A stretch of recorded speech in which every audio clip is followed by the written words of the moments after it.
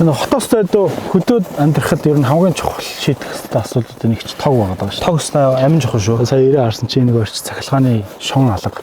Тэгээ одоо энэ нарны панелууд байгаа гэдэг. Тэгээ ерөнхийдөө бол нөгөө манай хангалттай нөгөө нэг бүх цахилгааныхаа бүх хэрэгцээг шийднэ гэж анх тооцоолж ийм одоо манайх чи 16 панелтай одоо нэг юу маань 300 ватттай байхгүй.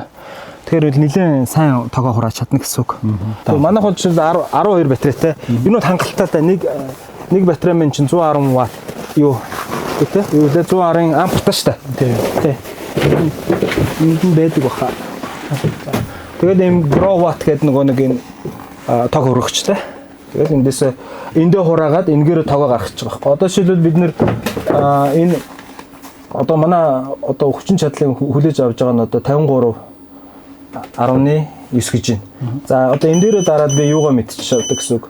Хэрэг тог одоо манай дээр ашиглаж байна гэдгийг харж байна. За одоогор манайх бол за нэг 200 ватт л ашиглаж байна. Нөгөө хөрөгчнүүд ер нь хандсан ойр зүрийн нөгөө ойр зүрийн юмнууд юм л.